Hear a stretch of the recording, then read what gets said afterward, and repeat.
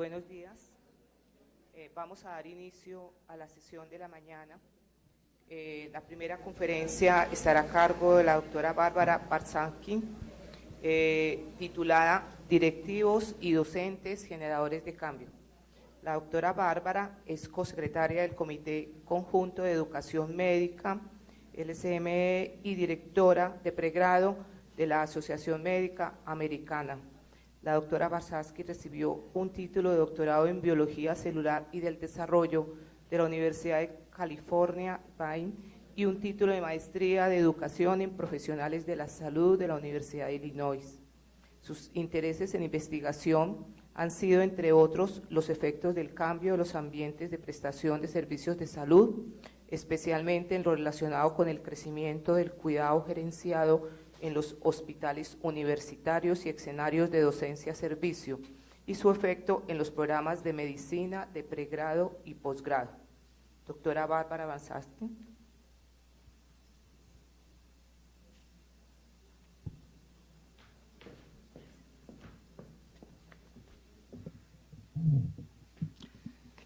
I'd like to thank the deans and ASCOFEM for inviting me to this.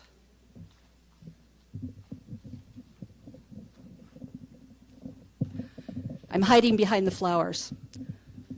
For inviting me to this meeting and for allowing me to talk about my favorite subject, which is change. We talk about change a lot, and you heard a lot about change yesterday. And what I'm going to try and do is take some of the subjects, some of the lessons we learned yesterday, and try and apply them in the context of why does change happen or why doesn't it?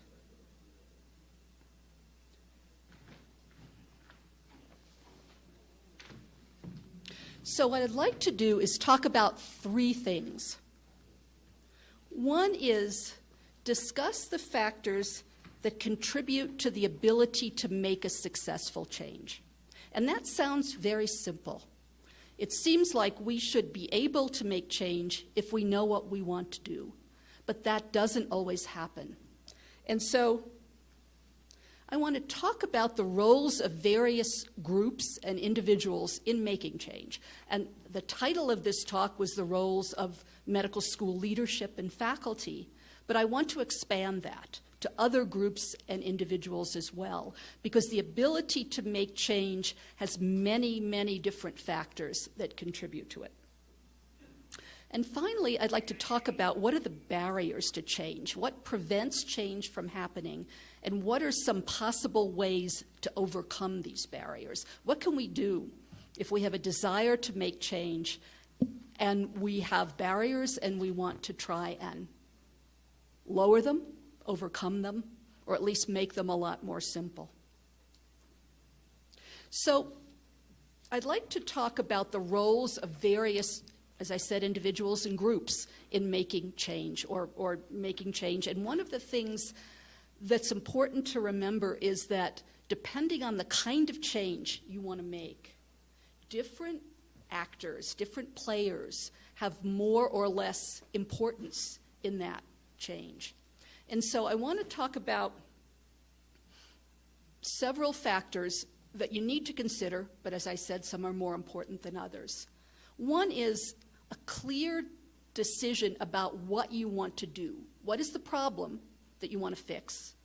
And what are the strategies, the solutions you want to use to overcome that problem? And again, that seems very simple, but often there's not agreement. There may be agreement in what the problem is, but there may not be agreement in how to get to the solution.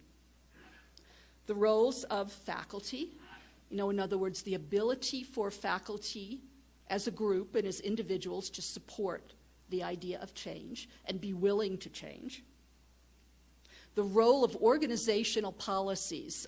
Dr. Morahan yesterday talked about faculty development and faculty rewards. There are many policies within an organization, a medical school, a university, and a country that affect your ability to make particular kinds of change. The leadership. Is there support from the leadership, both commitment, internal support of the change, and also willingness to put the resources behind that change? In other words, to do the kinds of things that would allow faculty to do what they have to do.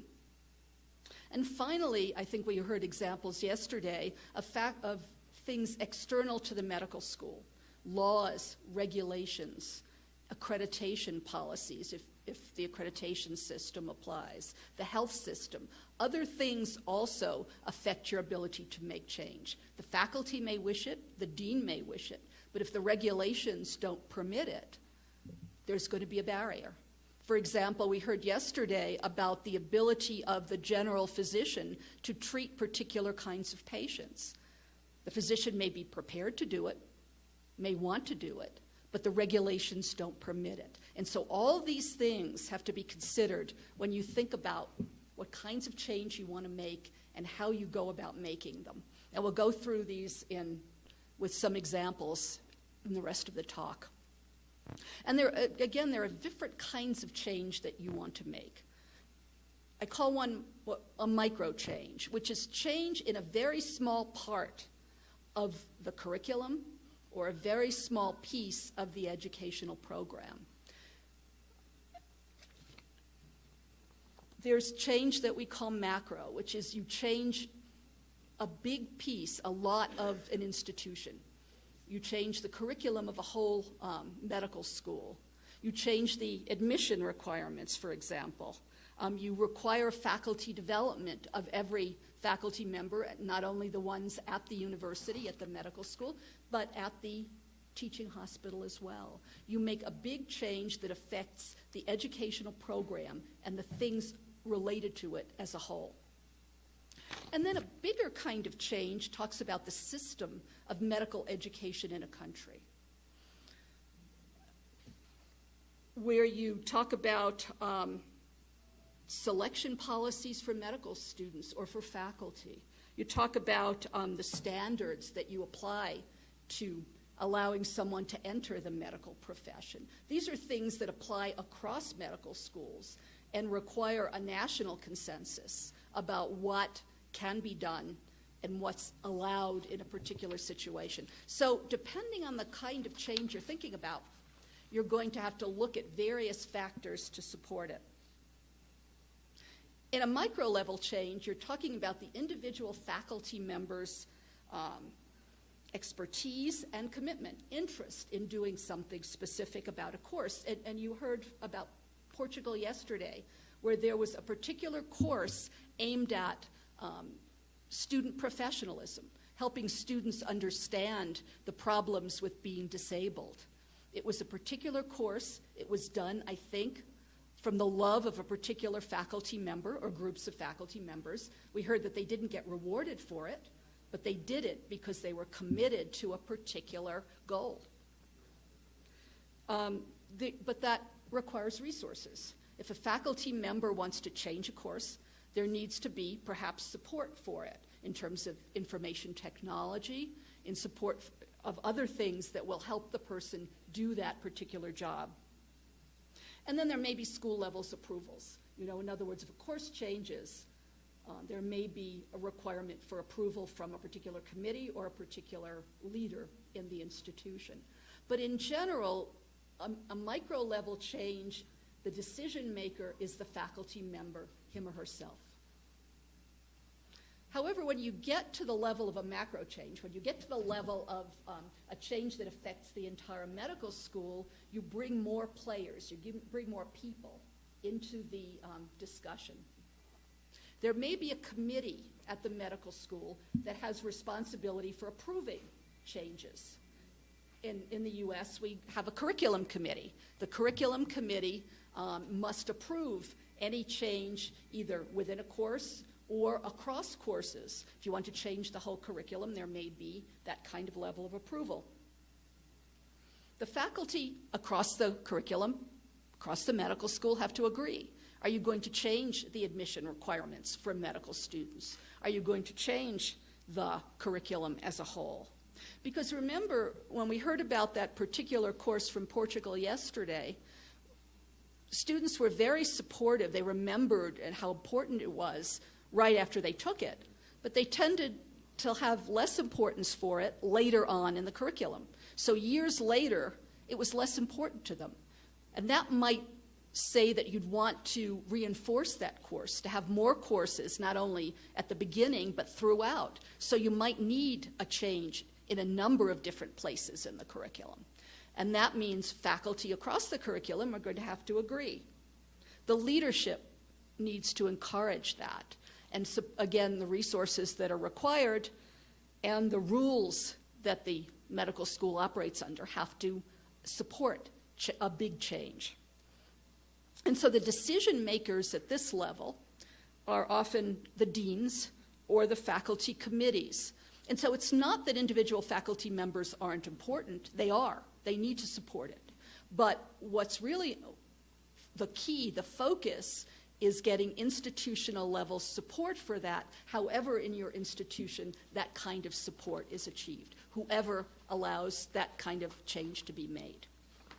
And then finally, we get to national level change, and that adds an even more complicated set of decision makers. Okay? An even more complicated set of decision makers, because what you're looking for is a national consensus about what we want to do. And you heard some talk from the minister yesterday about we need to make sure that the faculty, the people who are going to be general physicians, are prepared for certain things. He mentioned dengue. He mentioned other things that needs to be in every medical school. And we had this kind of change in the United States about 100 years ago, where there was a national consensus that medical school education needed to change, and there was a national set of actions to make that change happen. So there may be external regulatory bodies. The accreditation, you have an accreditation system in this country. It's voluntary, but it may have particular requirements for the schools that want to be accredited. You have regulations and laws that allow particular kinds of practice for particular kinds of physicians. And if a medical school wants to train the medical students for that particular kind of practice, but the country doesn't allow them to engage in that kind of practice, there's a disconnect. It doesn't make a common goal, and it doesn't make a common kind of change. So there's the ability of individual schools to implement the change. You know, the national consensus may be we need to go in a particular direction, we need to do a particular thing, but if it's going to apply to every medical school in the country, then every medical school has to be prepared and willing to implement that change. And that may not be easy. There are local conditions, funding, other kinds of things, and partnerships that may be important to allow that to happen. But if it doesn't happen, if some schools don't or aren't willing to or can't make a change, then there's a problem in terms of getting a national direction, a national set of goals. And finally, we want to make sure that the people at the individual medical schools support the change. And again, that's not necessarily easy. So the principal decision maker, but not the only decision maker for a national or a system level change, is often some kind of national group. Could be an accrediting body. In the United States it is, or it could be laws or regulations from the government or from health system reimbursement policies. There's a lot of things in addition to all the other kinds of support that you need for change. And so in other words, as a change gets broader, the requirements get more complicated, and the kinds of discussions that have to go on get broader. What are the barriers to particular kinds of change? For micro-level change, it could be the time and experience of particular faculty members. A faculty member may decide, or a school may decide, we really need a new course on something. We really need to do something differently. But there aren't faculty to do it, or there isn't the commitment of that faculty member to do it. there's institutional support for teaching. You heard that yesterday. You heard that maybe we need faculty development. And do faculty have time for faculty development? Do we have the support of the people who teach at the hospitals? You might call them faculty or you might not, but they're people who teach students, and are they willing to do the things that seem to need to be done related to professionalism, related to teaching particular subjects that are new and important, like, for example, patient safety, like quality assurance. And then a faculty member may get a great idea. I'm going to do this wonderful course. Everybody loves it. It's a wonderful course. But the faculty member takes another job, gets busy doing something else, and that course goes away because it's dependent on an individual, and that individual has other things that are they're responsible for or that they care about. So in other words, micro-change is really dependent on the support of individuals, and that support may be forever or it may not be. When you talk about macro-level change, change at the level of the institution, we're talking about an institutional culture. I used to go to the curriculum committee at the medical school where I taught.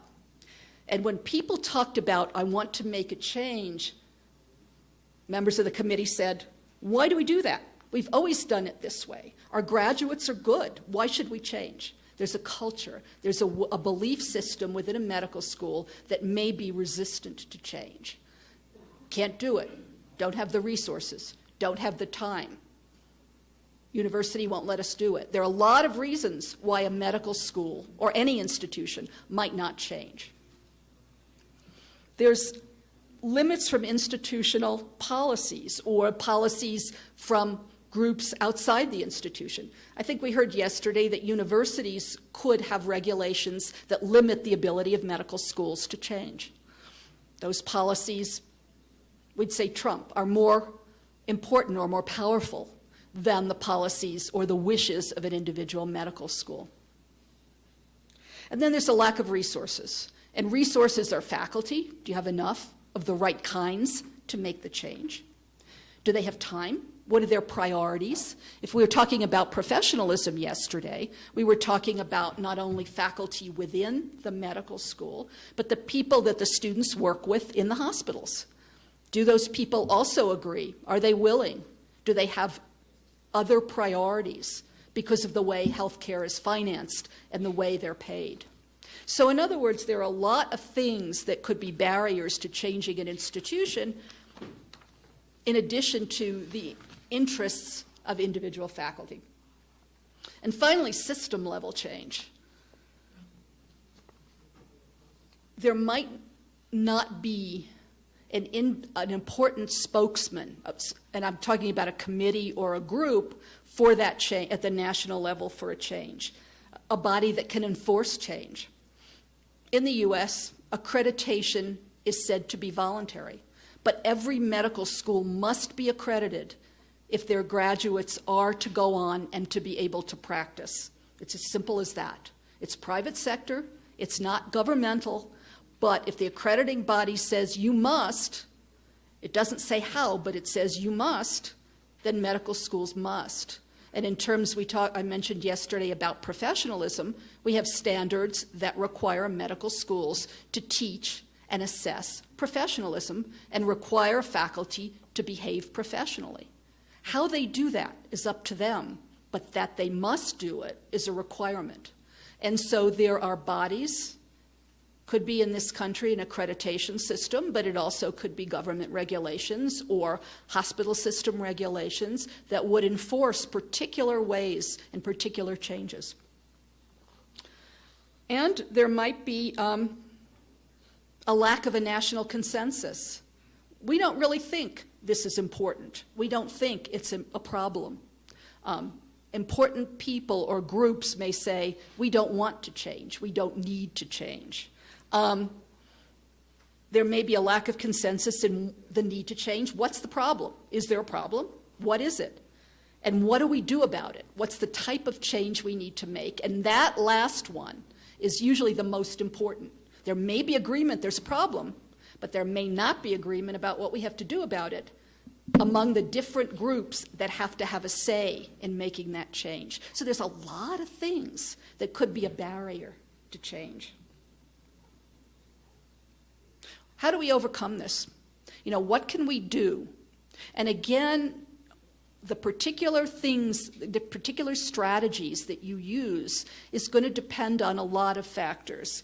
But for example, we're talking about a change at an individual institution.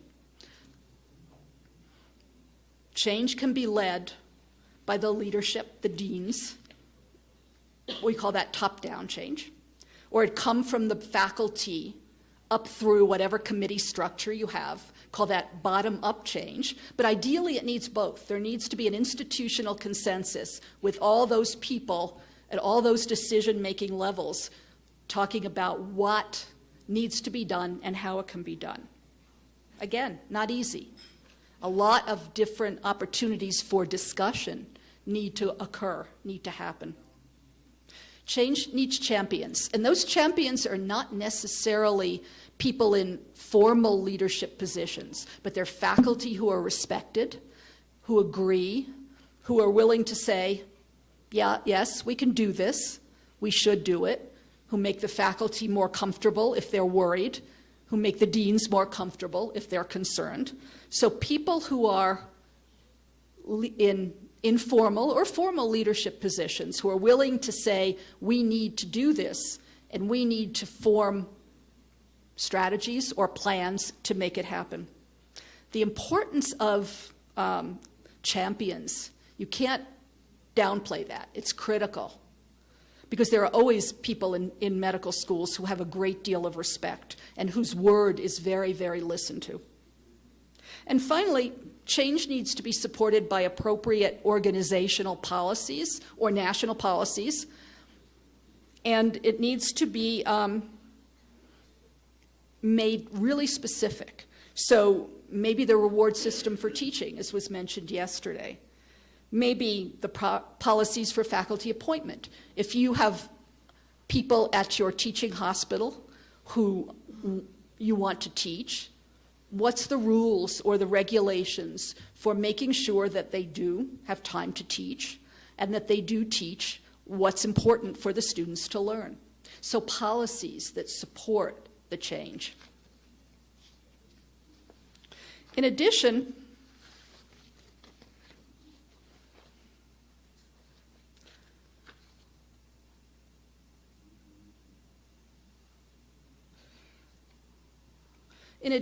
there are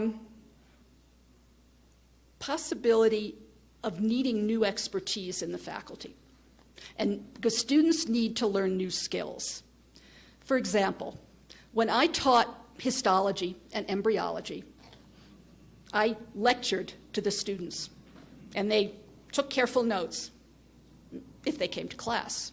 But sometimes they came to class and they did take careful notes, and I told them what they needed to learn. And when I was in laboratory, I helped them identify specimens. So it was from me to the students.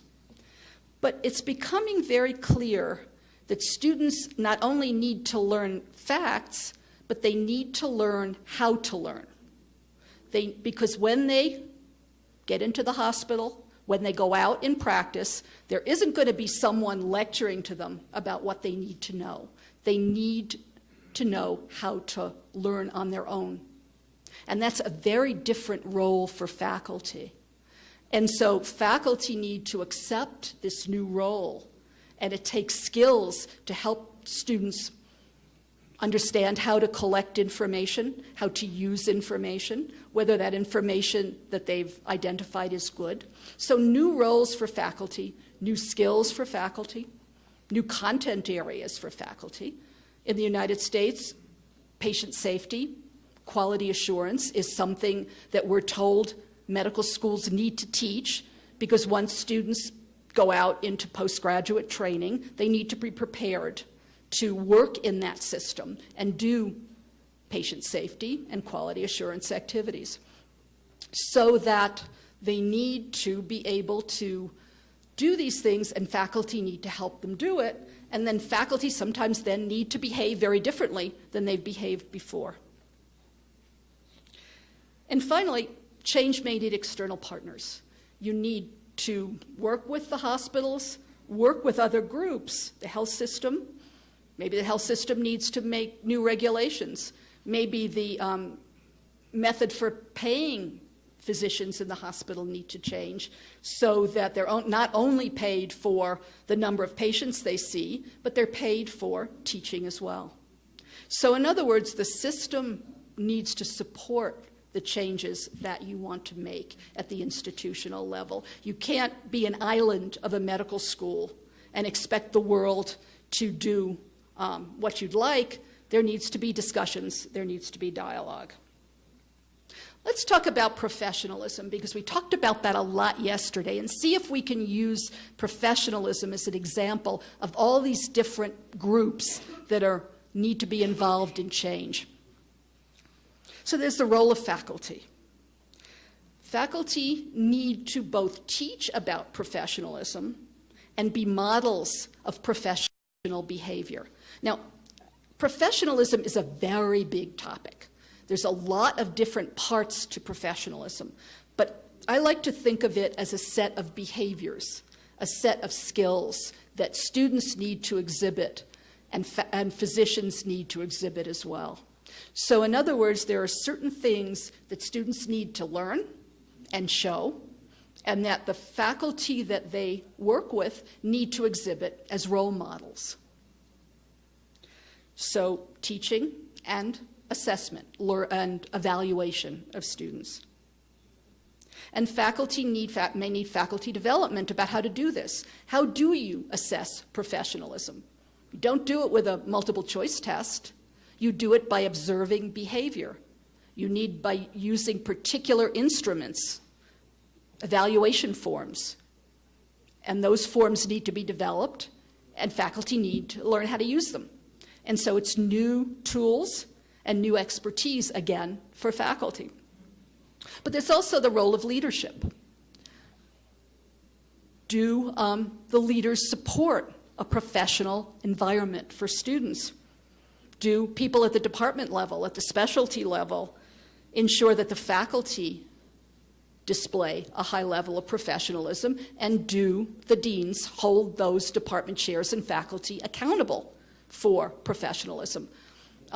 There was a medical school, when I did some interviews about supporting professionalism, there was one dean who said, part of the evaluation of a department chair is whether their faculty behave professionally, and their raise, in part, their promotion or their retention as a department chair, is based, at least in part, on making sure their faculty behave professionally.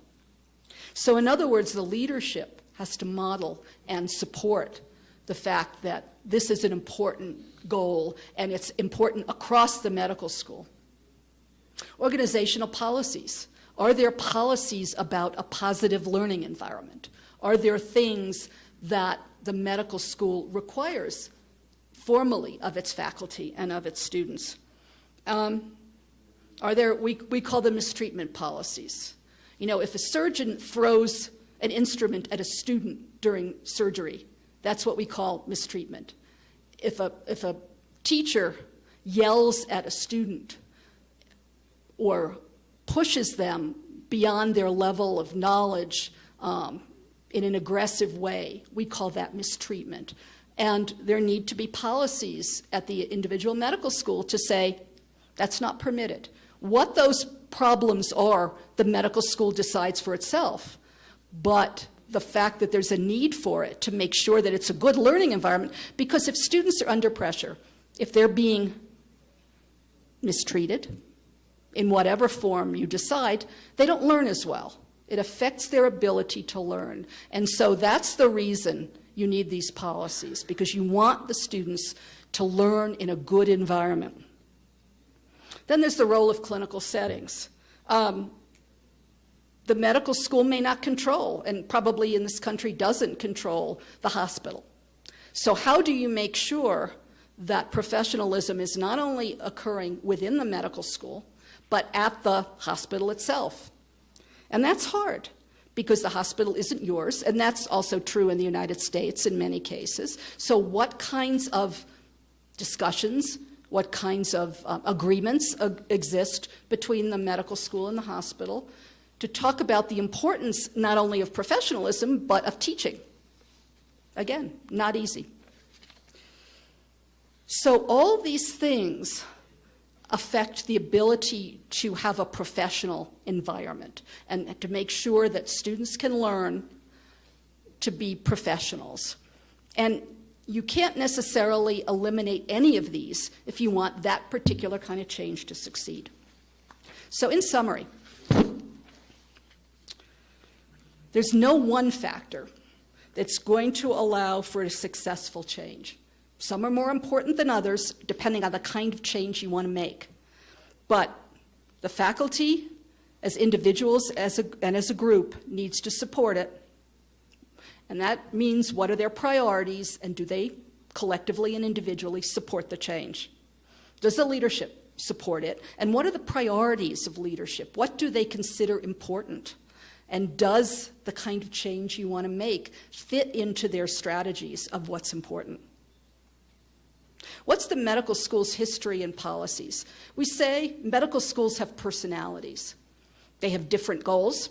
They may have different missions. They certainly have different histories.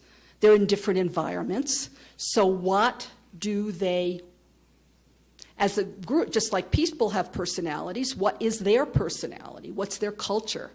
And how does the change either support its culture or be inconsistent with that culture? If it's inconsistent with the culture, it's a whole lot harder to change.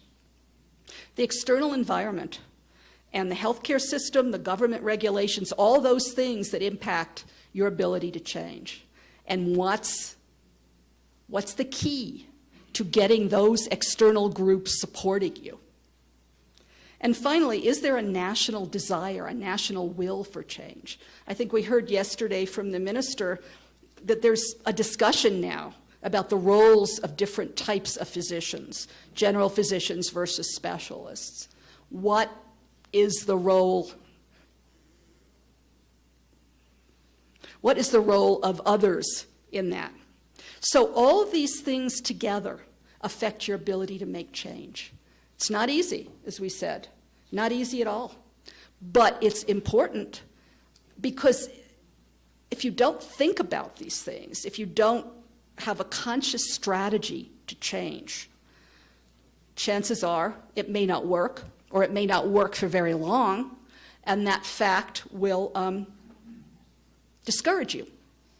And the fact that it didn't work once may be a disincentive, may not make you willing to try it again. So in other words, think about change as a process, and think about, thank you. Think about change as a process, and think about the kind of outcome you want to achieve. It's a good discussion. It's always fun to talk about it. And within institutions, it may even just work. Thank you very much.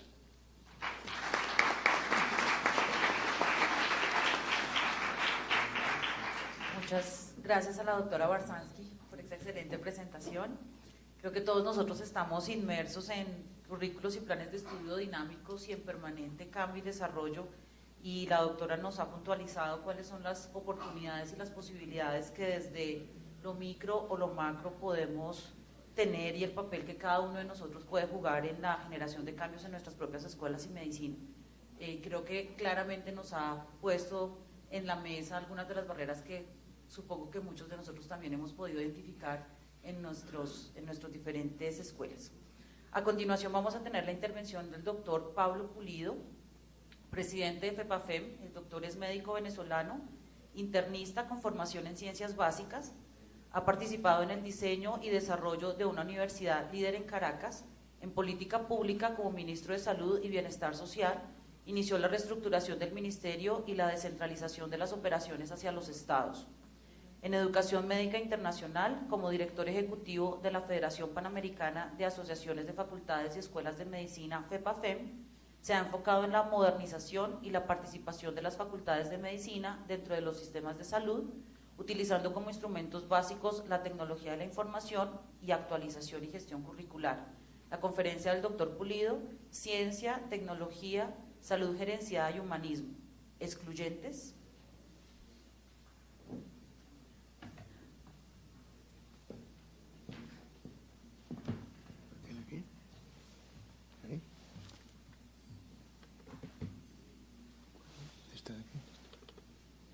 ¿Dónde las cambio?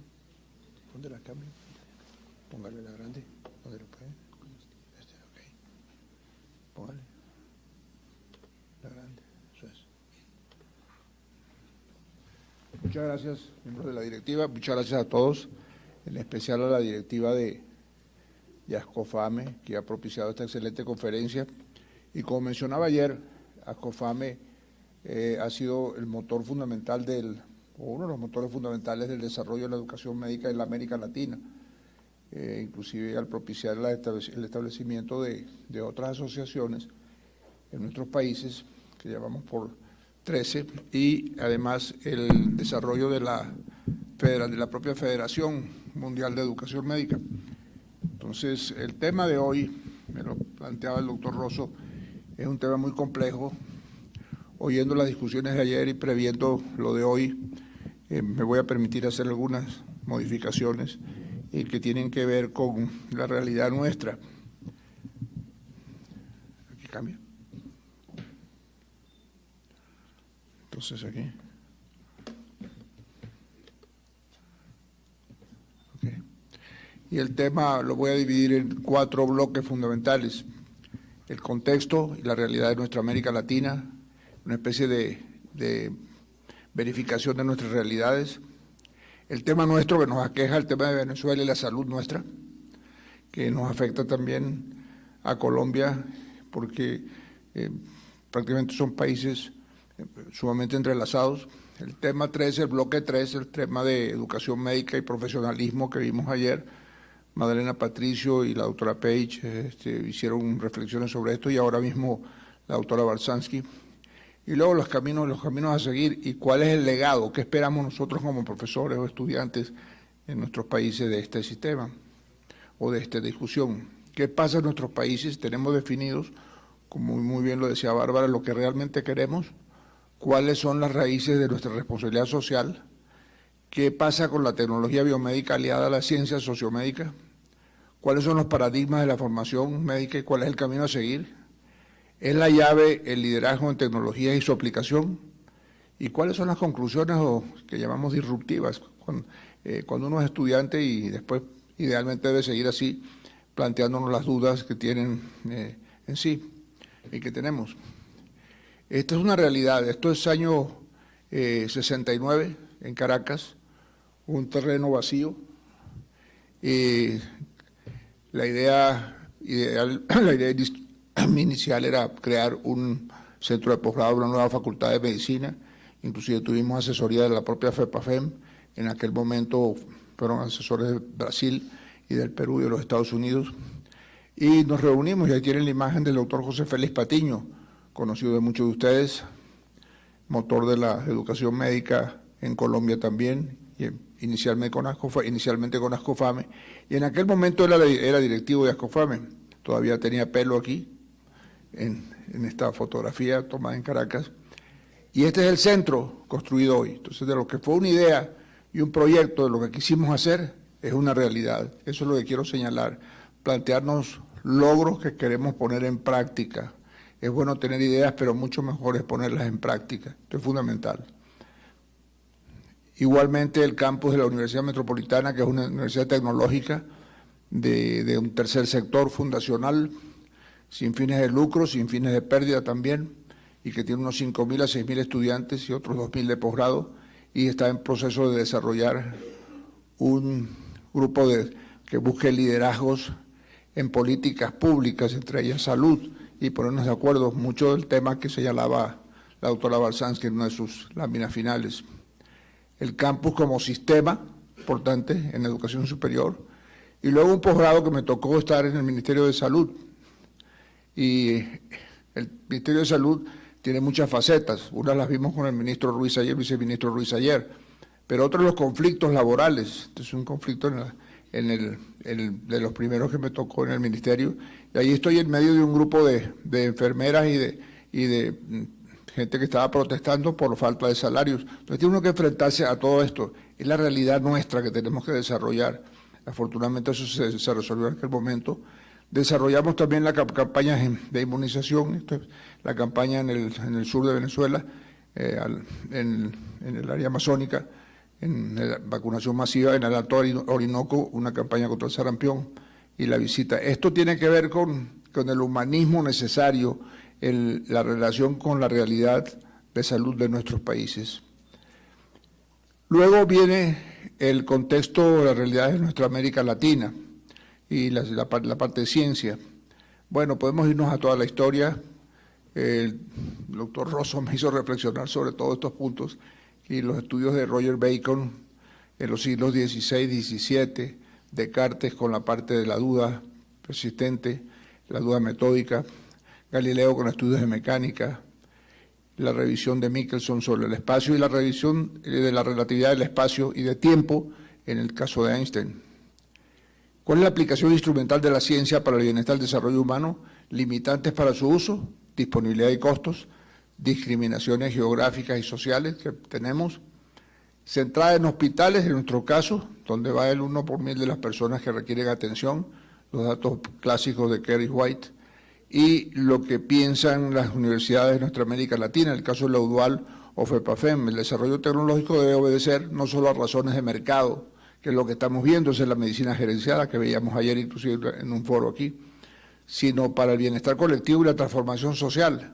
Fácil decirlo y cómo ponerlo en práctica.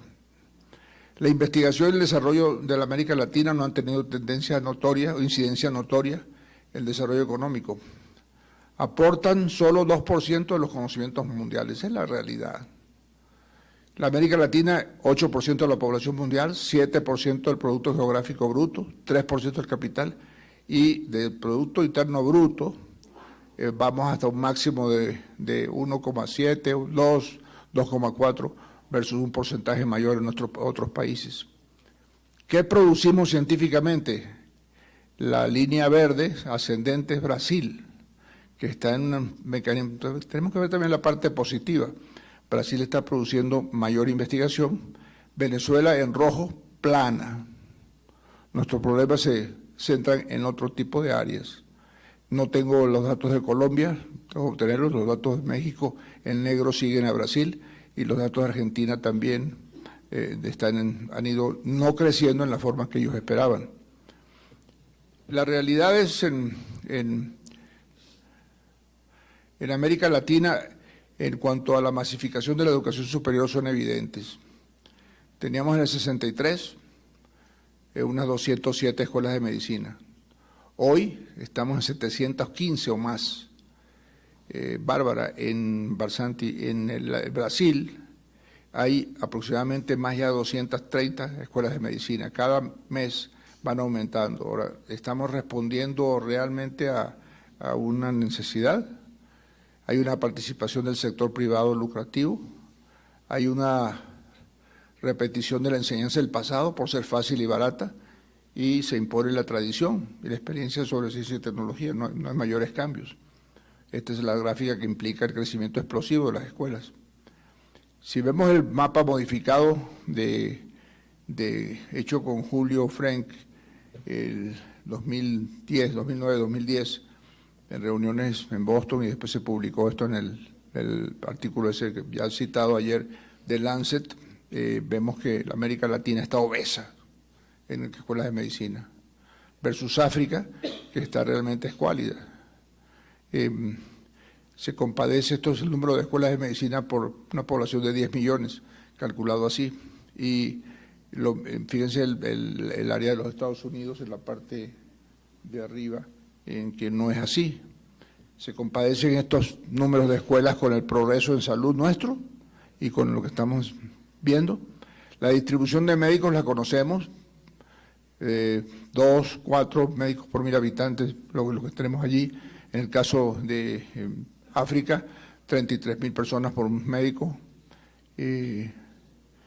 No es solamente la distribución total en país, sino la distribución por localidades, la concentración en las ciudades, en los sitios donde tienen mayor remuneración. Sin embargo, el cuerpo médico comprende, en una visión de pincelada global, comprende un grupo muy importante, por lo menos son casi 2 millones de médicos en todo el continente. Si nosotros alineamos a estos médicos o estos colegas a una acción definida, la situación cambia. Si lo alineamos para la atención primaria, en los países con peor atención primaria tenemos una mayor mortalidad prematura. Los países con mejor atención primaria, menor mortalidad prematura. De manera que ese es otro tópico muy importante de tomar en cuenta, los resultados que queremos con ellos. La migración de profesionales constituye otro elemento muy crítico. La calidad no es protegida ni estimulada y eso lo estamos viendo. Y todos confluyen, África, Asia, hay un punto de vista hacia los países de mayor afluencia económica en Europa y en los Estados Unidos. Pero lo más importante es no fijarse tanto en estas migraciones, sino en la calidad que tenemos que desarrollar en nuestros propios países. El impacto en los países que exportan médicos, bueno, deficiencia y cierre de hospitales, protección, decremento de la provisión de servicios de salud y otros efectos secundarios, obviamente. Hay factores personales, los sueños y aspiraciones, la falta de trabajo, lo estamos viendo en nuestros países. Esto es de estos días, me tomé una fotografía del periódico de Venezuela y tenemos cerca de, fíjense, 521,000 médicos que se han ido de Venezuela el año pasado, hace un año, a Europa, 307,000 a América del Norte. Estamos hablando casi de 1 millón y pico de profesionales que se han ido del país, solamente en medicina. Retraten esto en otras profesiones críticas. Entonces, estamos descapitalizando nuestros países y la responsabilidad es nuestra. Eso forma parte del proceso sí es verdad, de acreditación y de preguntarnos internamente de un proceso de reingeniería a fondo qué es realmente lo que queremos como países, qué clase de país queremos ser. Y si examinamos en salud, bellísimo nuestro artículo 83 de la Constitución Nacional, derecho fundamental, obligación del Estado, lo garantiza de parte del derecho a la vida. ¿Sí? ¿Es verdad esto? No parece. Pero vamos a verlo más adelante. El perfil también de los investigadores del médico venezolano. Un varón que se está envejeciendo, pero ahora muy probablemente sea una dama. La feminización, importante que el sexo fuerte tome el liderazgo también en investigación. Se dedica más recientemente a la investigación en Venezuela a enfermedades tropicales, nuestros propios problemas. Resultados de investigación publicados como autor único en revistas nacionales y solamente hasta un máximo, un 14% van a publicaciones internacionales, como lo vemos ahí abajo en inglés, 14%. La mayoría en medicina, agricultura, biología y física y matemática, químico 10%. Temas, entonces la parte de investigación es otro tópico, un área muy importante de reflexiones en cuanto al papel de la ciencia y de las tecnologías en el desarrollo de nuestros procesos básicos de salud. La participación de la mujer en ciencia de la salud, hasta un 60% de los egresados de nuestras facultades son damas en el momento actual. Y las publicaciones en ciencia de la salud de estas egresadas, cuando menos una participación de una de ellas en las publicaciones es muy alta. De manera que van creciendo, su impacto va creciendo, pero su labor en su permanencia en el sistema de salud es también limitada por otros factores de vida. Esto es interesante, esto es fruto de los estudiantes. Un grupo de estudiantes que se han reunido a pensar, oye, ¿qué pasa con el país? Aquí arriba a la derecha, los cerebros que migran, la salud que está en desaparición, en disminución, la estructura, el financiamiento y la funcionalidad. Un grupo de estudiantes, 200 estudiantes de Venezuela, en Venezuela, y otros estudiantes venezolanos estudiando en los Estados Unidos y en el Canadá. Esto fue una reunión del año pasado en la Universidad de Georgetown y esto es lo que me parece interesante, que la gente sigue estudiando fuera, pero está pensando en su propio país. Esto es uno de los barrios de los programas pilotos del gobierno, que pudo haber sido una excelente idea ponerle al lado de las comunidades sitios de salud, pero la mayoría de estos módulos están cerrados actualmente, hasta por lo menos un 50%, 60%. y se hizo una dicotomía en el presupuesto sanitario del país. La parte económica, en enero el sueldo equivalía a $519 mensuales. En febrero, el de $289, porque el cambio ha aumentado, ha disminuido. Y en marzo ahora equivale a $59. Entonces, esto es uno de los problemas fundamentales, el problema inflacionario que nos está afectando, que afecta, entonces la economía es un factor muy importante. Esto que ven aquí es la instrucción, esto es una tragedia realmente. Es la formación de estos médicos, supuestamente médicos, en 2 o 3 años, 4 años menos, 3 años el programa. Y esta es la inmovilización a un niñito que tiene una fractura de brazos. Entonces, es calidad. Entonces, ¿de qué estamos hablando? Estamos hablando de una tragedia nacional y estamos hablando de que la educación médica es un punto fundamental para desarrollar el país. Favor, un récipe.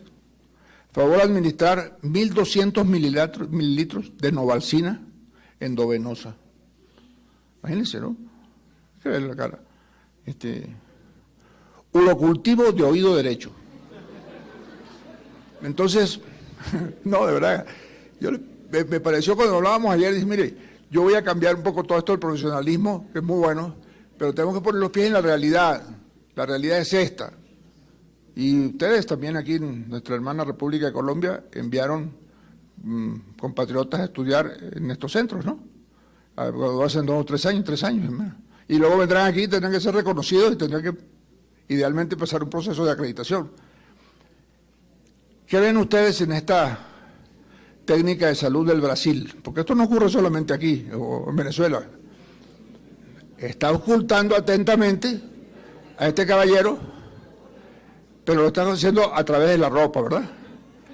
Y si se fijan, los auriculares del estetoscopio no están conectados.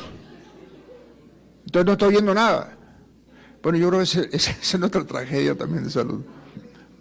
Los grupos de estudiantes han sido particularmente vehementes en esto, y en Venezuela en este momento, hoy en día hay una manifestación masiva, supuestamente. No hay insumos, no hay gasas, no hay traqueostomos, no hay tapabocas, no hay guantes, una protesta estudiantil y de residentes, ¿no? Los estudiantes